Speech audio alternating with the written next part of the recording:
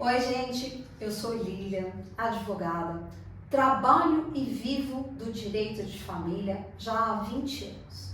Decidi compartilhar a minha experiência no decorrer desses anos com vocês, advogados que encontram dificuldades de viver do direito de família. Vou falar sobre contrato de honorários. Nós sempre imaginamos que contratos de honorários é igual para todos os casos, mas não.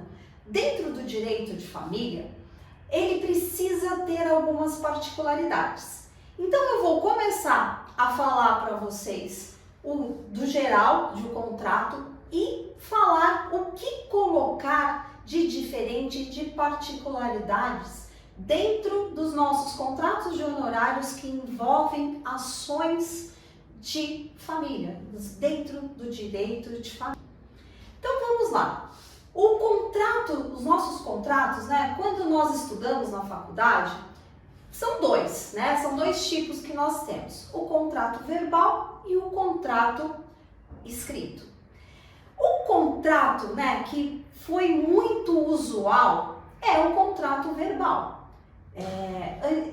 As pessoas tinham muita dificuldade em colocar no papel, e então valia aquele ditado: a minha palavra tem força, a minha palavra basta, ou vamos fazer um contrato por fio de bigode. Isso lá nos tempos dos nossos pais, avós, isso era muito comum, Realmente isso teve muita validade, Por quê? Porque se comunicavam, faziam os contratos, acertavam, tudo bonitinho, e ia lá, nós advogados anteriormente e até hoje, muitos de nós advogados continuamos a fazer os contratos verbais.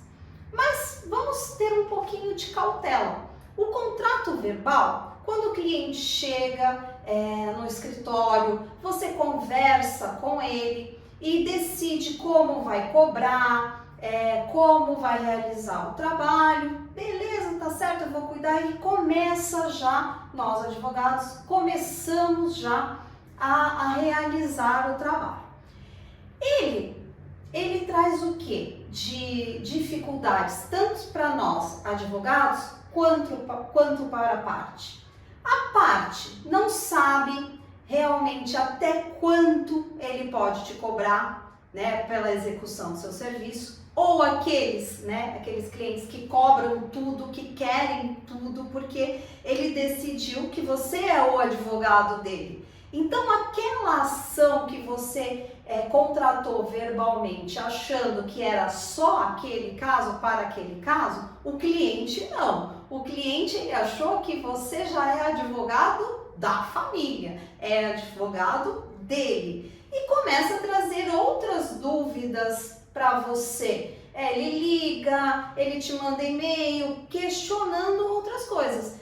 E aí você fica, poxa, eu respondo, não respondo? Não, a gente vai respondendo, porque temos o medo de perder o cliente. E aí começamos a trabalhar, mais do que deveria, mais do que foi contratado verbalmente, com o quê? Com o medo do cliente não pagar aquilo que foi combinado. Então combinou naquele dia: olha, então você vai fazer o meu processo de divórcio, ou um processo de alimentos, um processo de guarda, e você, advogado, lá cobrou R$3.000, vou dar aqui um exemplo, verbalmente. Aquele valor era para aquela ação, para uma ação específica, para a orientação sobre aquele caso.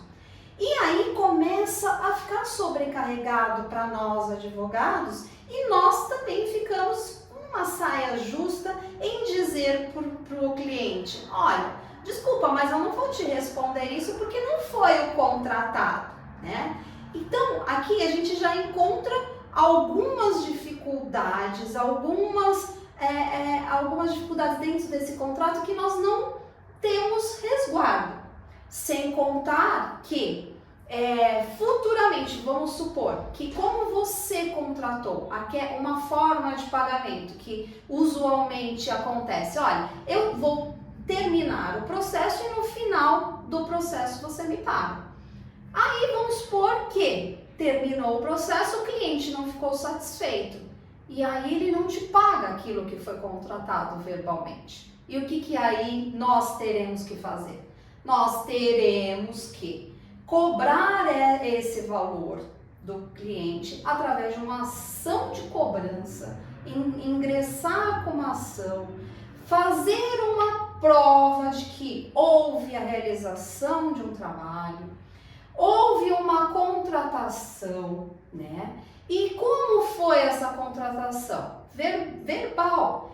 Aí juntaremos o quê? Algumas provas, porque para a realização daquele trabalho, houve algumas trocas de e-mail, houve trocas de mensagens no WhatsApp, houve mensagens, trocas de mensagens, sei lá, por Telegram, por SMS, e você vai fazer esse meio de prova, né? E além do todo o trabalho. Então vamos aqui, eu dei o exemplo de uma ação de alimentos, de guarda, divórcio, você tem lá todo o processo que foi efetivado. Você ganhou ou você perdeu, ele não estava satisfeito, ele não ficou satisfeito, ou no momento da conclusão do trabalho ele não teve o dinheiro, ele alegou que não teve o dinheiro e você não recebeu. Então todos esses elementos terão que ser levados para quem? Para o juiz, para um processo, mais uma demora. Então veja só, no momento em que você foi contratado verbalmente, você já não recebeu absolutamente nada, nem por uma consulta e nem por todo o serviço realizado, que um processo sabemos que é demorado. Então, no fim, ele não ficou satisfeito, não te pagou, você vai ter que ingressar com um outro processo. Ingressou com outro processo.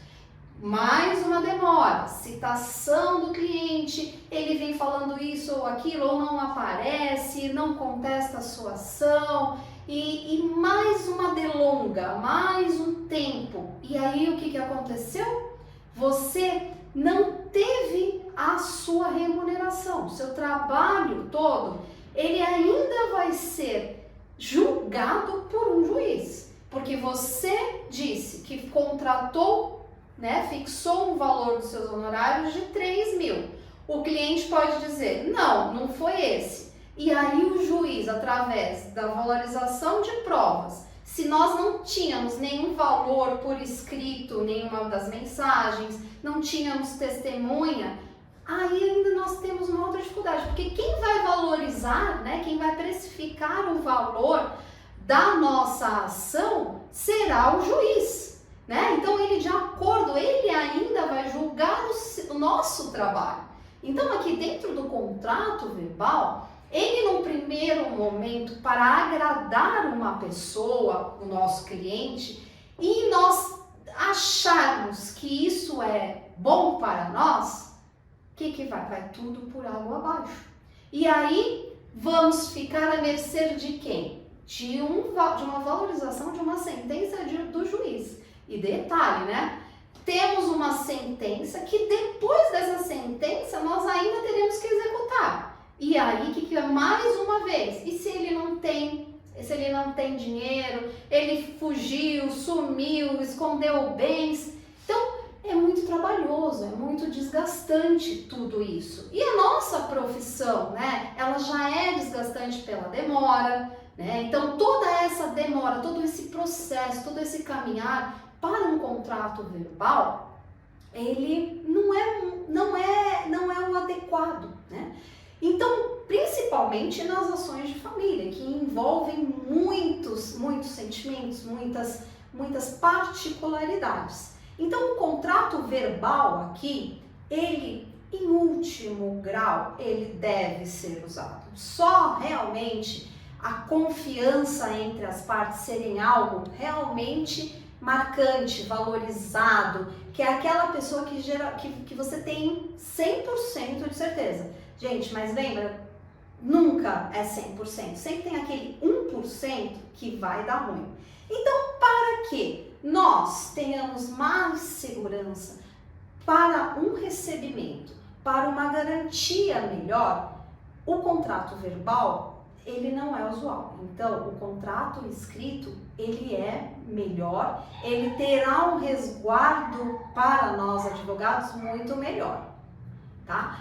Então, agora eu vou falar sobre o contrato de honorários escrito, né? O porquê que ele é melhor, ele nos resguarda melhor. Como eu falei inicialmente, o contrato ele é um contrato igual aquele que nós aprendemos na faculdade dentro do direito civil. Nós temos regras para que ele tenha uma validade. Então eu vou colocar aqui para nós relembrarmos o que é importante constar dentro do contrato, iniciar o contrato escrito, o que realmente ele tem que ter para ele ter validade, né? E dentro do que ele tem que ter, nós acrescentamos algumas particularidades muito importantes dentro das ações do direito de família, que nós temos que avaliar cada caso, cada ação, aquilo que nós visualizamos daquelas ações que são importantes para que haja a relação entre advogado e cliente fique totalmente clara, né? Então eu vou colocar aqui, então, o contrato de honorários.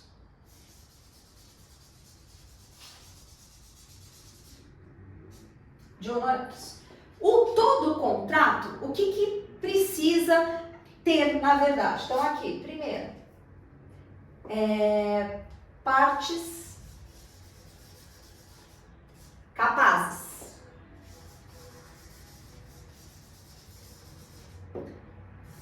Você vai falar assim pra mim, isso é óbvio, mas o óbvio precisa ser dito, na verdade? Parte capazes. O seu cliente precisa ter garantia de que ele está contratando um advogado. Aí eu vou assim, lógico, né, doutor, eu sou advogado, mas eu vou contar uma história para vocês. Um cliente, né, pediu uma reunião com a advogada da outra parte. E a outra parte estava com a cliente dela. Então, o meu cliente, eu, advogada, né? Ele sabe, eu provei, eu sou advogada, tenho a minha carteira, exerço a minha profissão, como já disse, há mais de 20 anos. E marcamos uma reunião no meu escritório com a advogada da outra parte. E a parte também estava.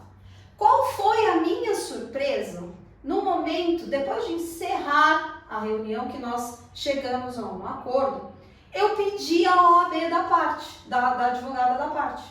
Gente, ela não tinha, ela inventou algumas situações. Ela não era advogada. Então, ela inventou, gente, eu não posso assinar esse contrato, eu não posso assinar esse acordo, anota aí, depois eu passo o número da minha... E ela fugiu do escritório, saiu correndo do escritório, alegando que o filho dela tinha sofrido um acidente na escola e que a escola, ela fingiu uma ligação na hora e saiu. Eu vim a descobrir isso posteriormente porque a cliente dela ficou no escritório. E aí, conversando com a cliente, ela falou, não, mas na verdade quem assina não é ela, é a colega dela. Eu falei assim, então me dá o nome da colega dela, mas ela se identificou como advogada, né? Então, a capacidade, eu não estou falando nem só do nosso cliente, mas do advogado também. Então, é muito comum, você precisa dar clareza para o seu cliente que você realmente é um advogado, tá? E falar, olha, eu sou advogado, colocar o número da OAB, esclarecer isso, porque o que aconteceu no meu escritório com essa cliente foi muito delicado, foi deselegante da advogada dela e deselegante para mim que eu tive que falar para ela que ela contratou uma pessoa que não era advogada. Então, é chato, né? Tudo bem, problema dela. Não, mas o meu acordo poderia não ter validade porque a outra parte não era advogada. Então, eu também corri um risco ali de prejudicar meu cliente e de estar de conluio com uma advogada que, na verdade, não era advogada e eu não sabia. Então, não tinha. Então, nós também temos que ter essa cautela, que é muito importante. Então, aqui eu falei da capacidade do advogado de um contrato de honorários, para ter um contrato de honorários válidos. As partes têm que ser capazes, então a capacidade aqui, no primeiro caso, ser advogado, a parte ser capaz, né? A parte não ser interditada, ela ser maior de 18 anos, ou se ela for menor de 18 anos, está representada por alguém também capaz, né? Então, a capacidade, nós falamos, imagina, gente, isso não existe. Existe. Aquilo que você acredita que não vai acontecer, gente, acontece.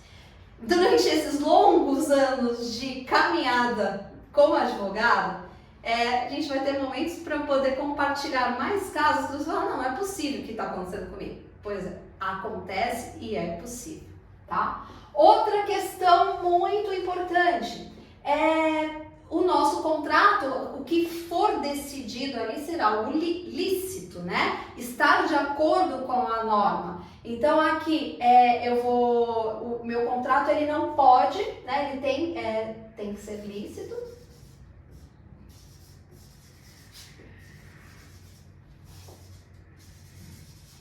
Tem que ser lícito, né? Não posso contrariar dispositivo legal. Então eu sempre dou o exemplo.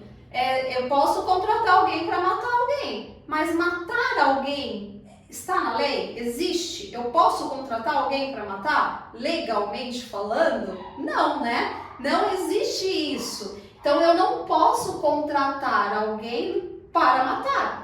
E aí vamos falar, eu contratei, eu assinei lá o papel para matar. E aí a pessoa não mata ou não paga, você vai levar esse caso para o judiciário para poder fazer essa cobrança?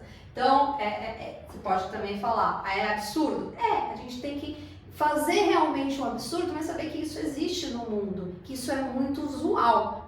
Pode ser não no nosso mundo, graças a Deus, mas existe. Então você pode se deparar com clientes dizendo, eu quero executar um contrato que aquilo que foi contratado não é legal, né? Então eu tenho que ser lícito, não pode contrariar o dispositivo legal, né?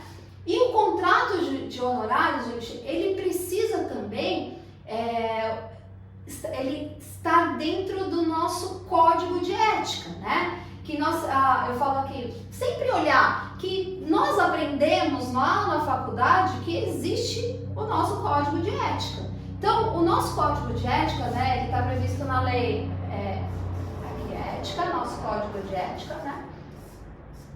Ele está previsto na nossa lei 8.906 de 94. E tem atualizações. A mais recente é a Lei 13.725 de 18. Então aqui o nosso, ele também tem que estar dentro dos padrões do nosso código de ética. Aí você vai falar, mas o nosso cliente não sabe. Mas quanto mais nós fornecermos elementos, darmos mais garantia para os nossos clientes, ele se sente assegurado. Porque o contrato, ele é isso. O que é realmente o contrato? Aí todo mundo fala, contrato sempre é discutível. Graças a Deus que a gente pode discutir coisas, né? Elementos, ele realmente, mas ele te dá uma abrangência, ele te dá uma proteção.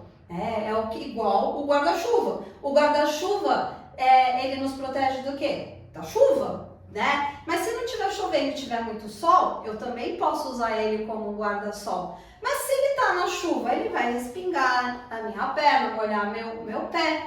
O que isso se assemelha com o contrato? São as discussões, né? Mas essas discussões, quando tem pessoas capazes, tem a licitude, ela está prevista no nosso código de ética, tá normal, não tá nada absurdo.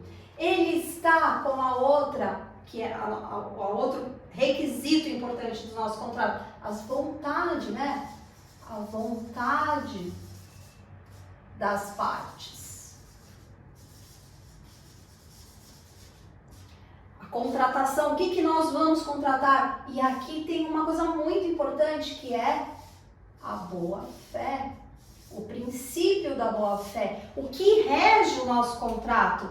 Então, assim, o que vai acontecer? Se tiver a discussão, aquilo que quando eu falo da chuva bateu, ó, que eu posso querer muito mais, mas o mínimo, aquilo que é legal, aquilo que realmente é embasado, que está garantido, nós teremos essa garantia, né? Igual a música, né? Eu vou te dar o céu, as estrelas, a lua cheia e com calorzinho para ficar mais agradável. Eu quero tudo, mas nós não conseguimos tudo dentro de uma ação.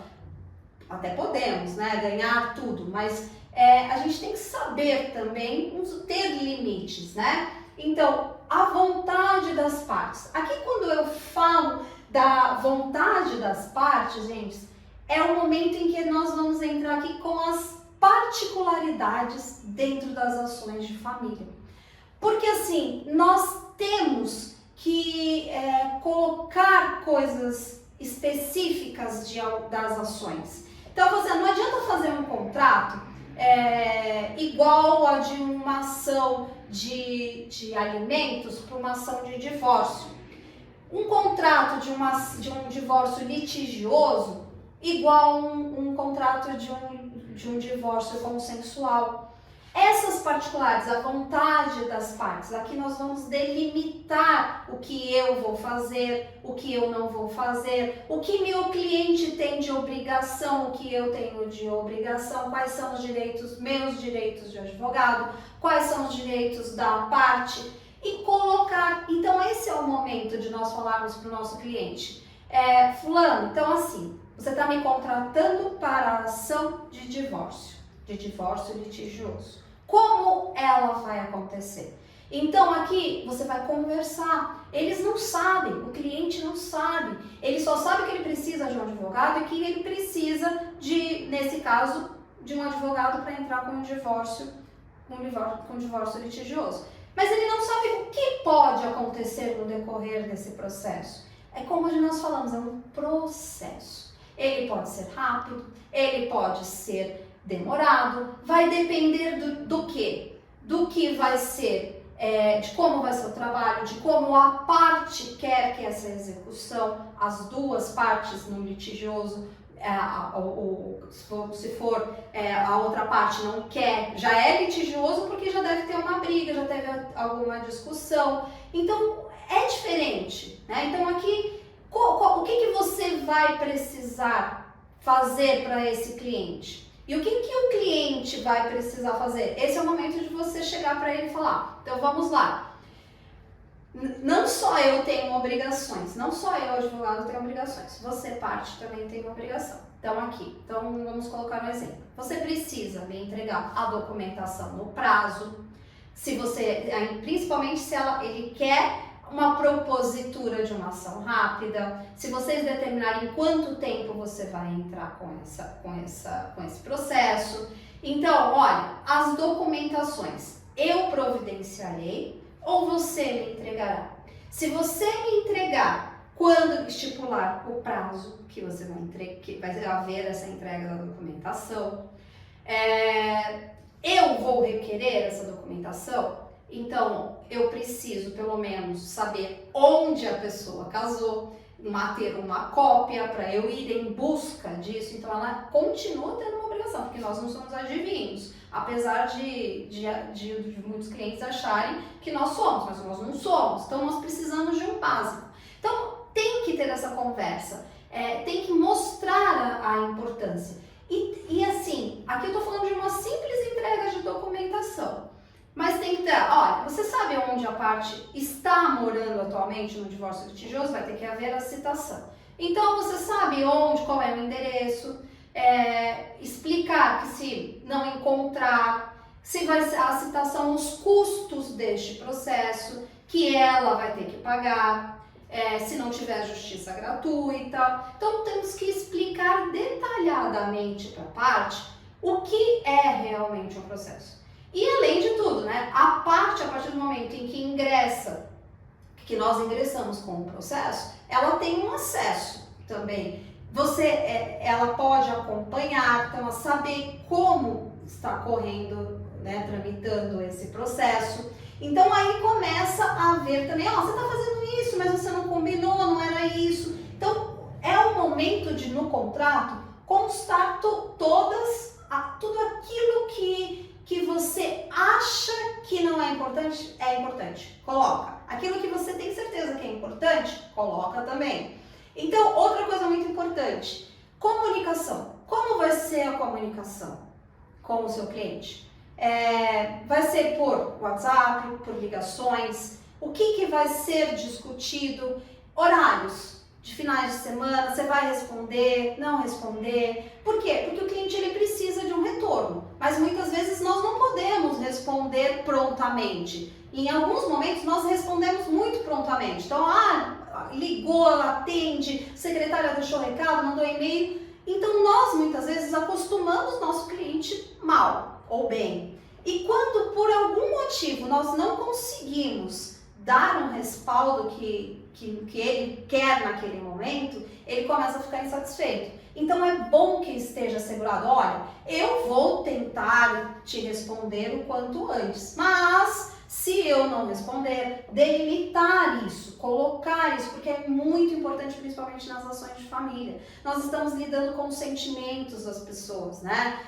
A carência, então elas são carentes de informações, elas têm muito medo, né? Então é o momento de no contrato explicar detalhadamente. É aquele momento em que a gente perde muito tempo, mas ganha lá na frente alguns dissabores, a gente deixa de ter alguns aborrecimentos. Além de constar no contrato, a clareza de como vai ser também o pagamento e o que você vai executar. Né? Então, se eu fui contratado para fazer um divórcio, o preço ajustado, as normas, o que está estabelecido no contrato, vai ser para aquele divórcio. Qualquer coisa a mais, se eu quiser responder, eu posso, mas se eu não quiser, eu não tenho essa obrigação. Aí nós podemos falar, então olha, você marca uma outra consulta para nós falarmos daquele outro caso, tá? Então aqui é muito importante estabelecermos todas essas particularidades de cada ações, de cada necessidade do cliente. Porque quando nós atendemos o cliente, nós já vamos sentir como ele é, o que ele vai exigir mais da gente ou não. E mesmo assim, por mais que nós conhecemos ele, né, ou algum familiar, ou uma indicação, ou já sabe que o cliente tem um perfil, tenha segurança, a segurança de que esse relacionamento, esse relacionamento de cliente-advogado vai ser boa, vai funcionar, porque delimitou, tá? Eu estou sendo repetitiva nessa questão de delimitar, de garantir, porque é muito importante, é garantia disso, né? Então a vontade, outra coisa, o valor. Como você vai contratar? Qual é o valor da ação do divórcio litigioso? Você vai receber como? Né? Você vai receber uma parte quando entrar com a ação, depois da citação, na sentença, ou você vai parcelar? Como você vai receber pelos seus honorários? Aqui dentro do contrato nós podemos fazer isso de comum acordo. Não temos nenhuma regra, porque no Código de Ética ele diz que tem uma regra de pagamento, desde que haja alguma divergência. Mas aqui no contrato de honorários é nosso, a nossa contratação, é a livre vontade, é a vontade das partes, né? Então, quando nós aprendemos lá, né, na faculdade, na parte de direito civil, a gente fica, quando a gente está iniciante, a gente fica, putz, partes capazes, tem que ser lícito, vontade das partes, a gente pode ser muita coisa, mas fica muito claro. Aí no dia a dia a gente começa realmente a entender o que significa a vontade, boa fé, é livre, né? Então nós temos essa liberdade de contratação e nós estamos dando valor ao nosso contrato. Ninguém vai dar um outro valor, nós vamos nos valorizar. Nós estamos precificando o nosso valor e estamos deixando para parte. O meu valor é esse, você quer contratar, é isso, ponto, e acabou, certo? Outra coisa é que cliente confunde muito os honorários de sucumbência. Doutor, o que é esse? Quando você não explica para o cliente que é o honorário de sucumbência, ele vai ler uma sentença. O juiz arbitrou lá os honorários de sucumbência, então não tem que te pagar, não. Né? Aqui já é o momento de você explicar o que é contrato de honorário de sucumbência. Tá? Por quê? Porque não basta lá constar, fazer, assinar, ponto e acabou. Porque vai vir uma chatice. Vai vir lá uma pergunta do que é aquilo. Constando no contrato, ainda vão te perguntar, né? Então, você vai explicar para o seu cliente. Cliente, sim, honorário de sucumbência, o que é? O juiz, nós entramos com uma ação, tudo bonitinho, não houve acordo, o juiz vai arbitrar para a outra parte pagar esses honorários para o advogado. Então, aquilo que o juiz arbitrar, a outra parte vai pagar para mim. Então, esse dinheiro é só meu, eu não tenho que dividir com você. A não ser que, na vontade das partes, você abra a mão disso. Mas, não faça isso, né? Os honorários de sucumbência são nossos, é um direito nosso. E lembrar o nosso cliente também, muito importante quando fazer a contratação, estipular no contrato, o quê? Que ele também pode ser condenado a pagar os honorários de sucumbência da outra parte. Eu posso entrar com uma ação, ganhar e perder, né? Algumas partes pode acontecer. E aí os honorários de sucumbência ser parcial. Ele até vai ter que pagar para mim, mas o meu cliente também pode ter que pagar o honorário da outra parte, né? Porque muitas vezes os clientes não contam tudo pra gente e a gente só acaba descobrindo todas a terceira, quarta versão no decorrer do nosso processo. Então, a cláusula de sucumbência, os honorários de sucumbência, por mais que nós entendemos, nós advogados já sabemos o que é, o cliente não sabe. Então é muito importante, explica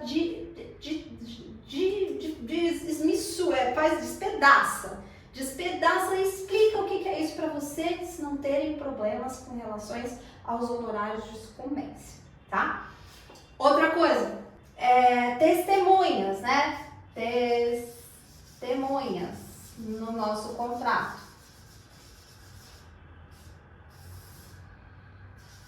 Duas testemunhas. Por quê? O nosso contrato, se acontecer a parte não pagar, ao contrário do contrato verbal, que a gente entra com uma ação de cobrança, o nosso contrato de honorários, nós entraremos ele já é um título executivo, nós já vamos executar, né, o nosso contrato, além dele ter um benefício que é considerado, ele é especial, o trâmite é especial, porque são a nossa subsistência. Ele é reconhecido como um contrato, ele é reconhecido como alimentos pra gente, os nossos proventos, então ele tem uma preferência, né? Então, ele é vantajoso. A relação entre cliente e advogado, ela está firmada de um acordo de vontades. Houve uma boa-fé, tudo foi explicado, tudo está correto a princípio. Então, ele está dentro dos parâmetros, então ele está tudo certinho. Então, a segurança, tanto para nós advogados, como para o nosso cliente, é muito maior. Então, fazendo um comparativo entre o contrato de honorários verbal e o contrato de honorários escrito, lógico, o contrato de honorários escrito, ele é mais trabalhoso. Ele vai explicar, explicar mais para o nosso cliente, ele vai ser detalhado, mas ele te dá segurança. A segurança é maior. O contrato verbal, você pode receber, não estou dizendo que você não receberá, mas ele te dará muito mais trabalho, te dará muita dor de cabeça e você fica sem respaldo. E você fica à mercê de um juiz, de uma valorização do juiz, de uma instrução probatória, de uma avaliação de uma terceira, quarta pessoa por aquilo que você executou, né? Então, assim, os contratos, ele tem um preconceito, né? As pessoas têm, eu não gosto, não quero, tá bom, não vou pagar, vou pagar. Mas isso são deles. Nós, como advogados, precisamos ter assegurado, ter uma clareza, ter uma relação de confiança no papel, no verbal, mas no papel a confiança ela tá preto no branco, ela está mais assegurada. E dentro do direito de família, você, como eu já falei explicando aqui, as relações, os sentimentos, eles são muito aflorados. Então, no mesmo momento em que o cliente ele te vê como o salvador da pátria, te vê como uma pessoa que vai te ajudar, no final ele pode, ele não me ajudou tanto, não foi tanto, não quero pagar isso, não quero acertar aquilo, mas está contratado, né? Então você tem como exigir, tá? Então, dentro das particularidades de cada ação, constar que as minúcias são muito importantes, que faz o seu cliente também te valorizar e te respeitar. Então hoje fico por aqui, nos encontraremos em breve em mais vídeos falando sobre direito de família e como viver do direito de família.